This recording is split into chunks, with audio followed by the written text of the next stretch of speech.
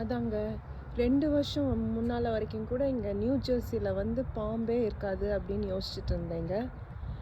ஆனால் எங்கள் வீட்டு பக்கத்துலேயே இங்கே பாருங்கள், இதுதான் இந்த வீடோட கதவுனா அதுக்கிட்டேயே இந்த இடத்துல ஒரு பெரிய பாம்பும் ஒரு குட்டி பாம்பும் இருந்துச்சுங்க.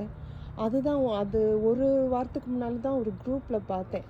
அதாவது அவங்க வீட்டில் வந்து பாம்பு இருந்துச்சுன்னு. அதை பார்க்காட்டினா வச்சுக்கோங்க, இந்த பாம்பை பார்த்தோன்னே ஹார்ட் அட்டாக்கே வந்திருக்கும். ஸோ அது வரைக்கும் இந்த புல்லில் ஓடுறதும் புரளுமுறதுமா இருந்தேன்னா, அதுக்கப்புறம் இப்போ நல்லா நடக்கிறது இந்த குச்சியும் கையுமா தாங்க. அப்புறம் அனிமல் கண்ட்ரோலை கூப்பிட்டோம். அவங்க என்ன சொல்கிறாங்க, அது வந்து இந்த சன் இருக்கும்போதெல்லாம் இங்கே வெளியே வரும், அதை நம்ம ஒன்றும் பண்ண முடியாது, அது பாட்டுக்கு போயிடும் அப்படின்னாங்க.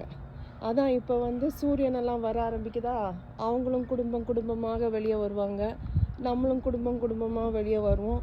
அவங்க நம்மளை பார்த்து ஓட, நம்ம அவங்கள பார்த்து ஓட, ஒரே கூத்தாக தான் இருக்க போகுது. அதனால என்ன பண்ணோம், எப்படியும் நம்ம ஒரு இடத்துல தான் வாழ்கிறோம், உங்கள் இடத்த தான் நாங்கள் ஆக்கிரமிச்சிருக்கோம், நான் ஒரு பவுண்ட்ரி போட்டுறேன், பவுண்ட்ரி செட் பண்ணிக்கலாம், நீங்கள் அந்த பவுண்ட்ரி வெளியே இருங்க, நாங்கள் அதுக்குள்ளே இருக்கிறோம் அப்படின்னு சொல்லிட்டு தான் இப்போ வாங்கியிருக்கிறது இந்த ஸ்னேக் ரிப்பலண்ட்.